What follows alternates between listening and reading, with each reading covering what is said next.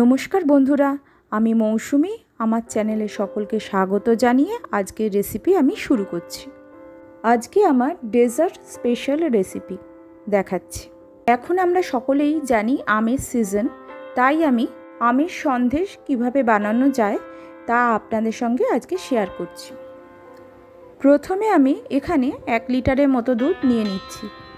দুধটাকে ভালো করে ফুটিয়ে তারপর আমি অল্প সামান্য ভিনিগার দিয়ে আমি এই দুধের ছানা কেটে নিচ্ছি।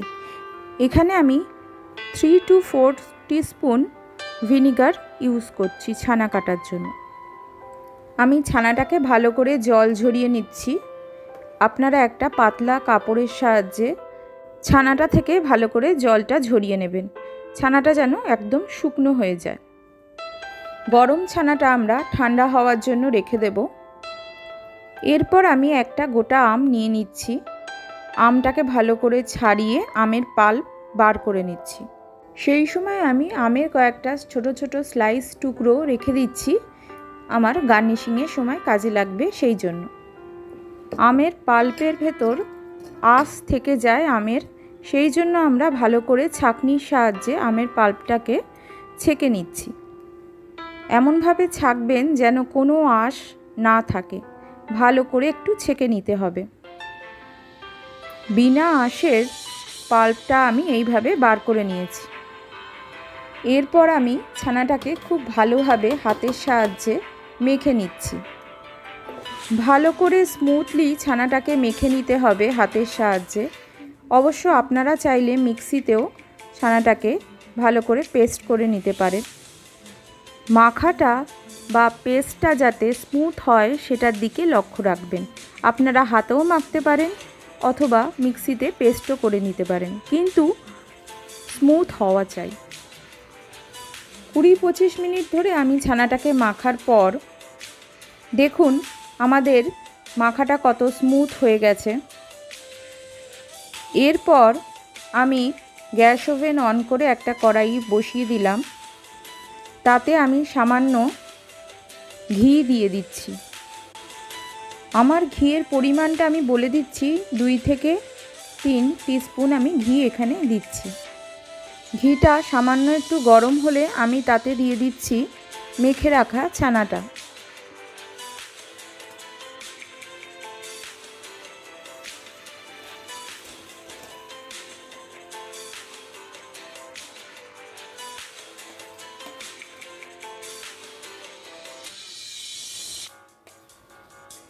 ছানাটা দেওয়ার পর আমি ভালো করে কড়াইয়ে নাড়াচাড়া করে নিচ্ছি।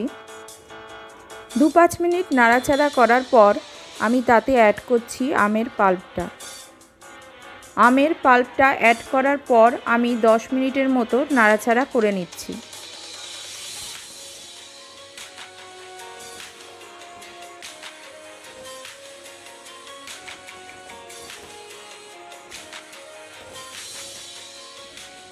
এরপর আমি অ্যাড করছি সামান্য চিনি। আমি এখানে 2 টিস্পুন চিনি অ্যাড করছি। খুব সামান্যই চিনি এখানে আমি অ্যাড করছি, কারণ আমার আমটা খুব মিষ্টি ছিল। আম যদি মিষ্টি থাকে তাহলে অল্প সামান্য চিনি অ্যাড করলেই হবে, আর আমটা যদি টক থাকে তাহলে আপনাদের একটু বেশি চিনি অ্যাড করতে হবে। আপনারা একটু দেখে নেবেন আপনাদের ব্যবহার করা আমটা টক না মিষ্টি। তবে আমের সন্দেশ বানানোর ক্ষেত্রে আপনারা মিষ্টি আম নেওয়ারই চেষ্টা করবেন।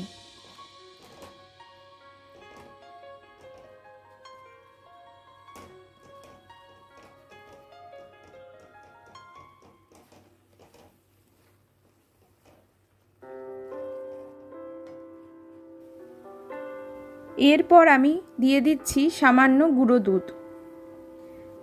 আমি এখানে 4 টিস্পুন পাউডার মিল্ক ইউজ করছি। পাউডার মিল্ক দেওয়ার পর আমি আবারও কড়াইয়ে নাড়াচাড়া করে নিচ্ছি 10 মিনিটের মতো। এরপর আপনারা নাড়াচাড়া করতে করতেই দেখতে পাবেন যে কড়াই আর লেগে যাচ্ছে না।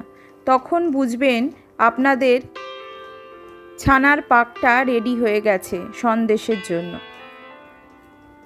কড়াইয়ে নাড়াচাড়া করতে করতেই ছানা থেকে ঘি বেরিয়ে আসবে, তখন আর কড়ায় ছানার পাকটা লাগবে না।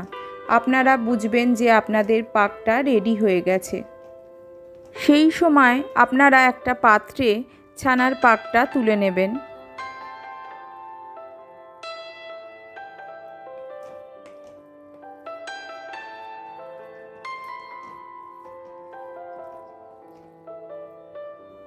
আমিও ছানার পাকটা একটা পাত্রে তুলে নিচ্ছি।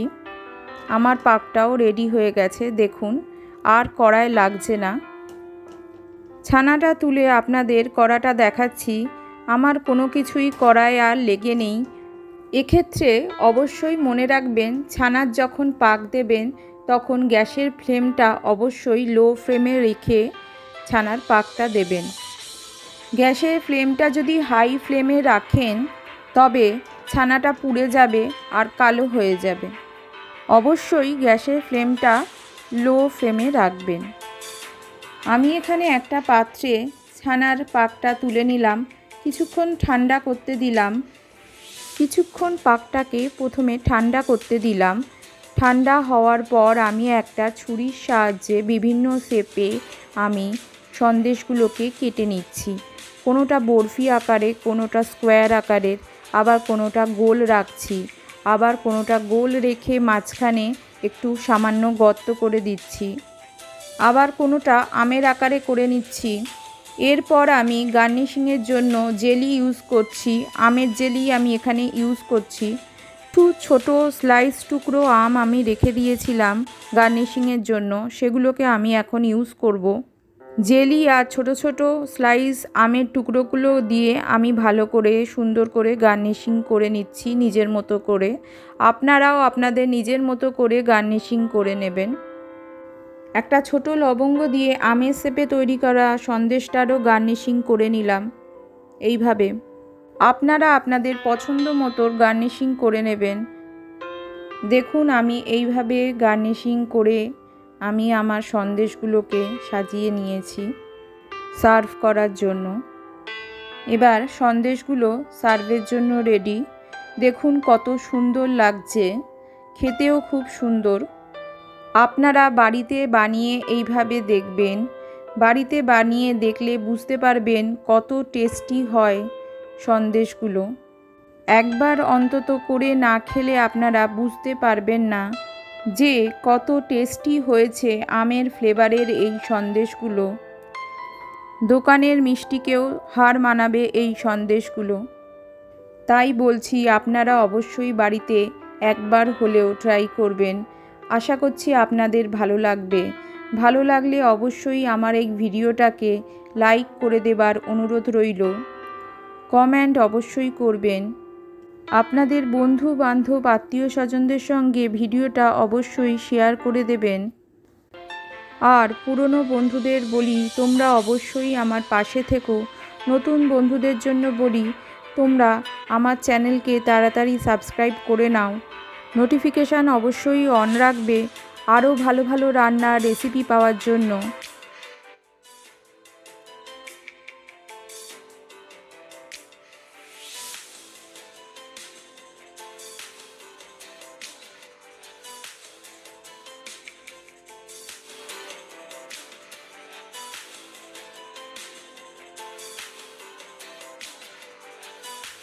আজকের মতো এখানেই শেষ করলাম। ভালো থাকবেন, সুস্থ থাকবেন। Thank you.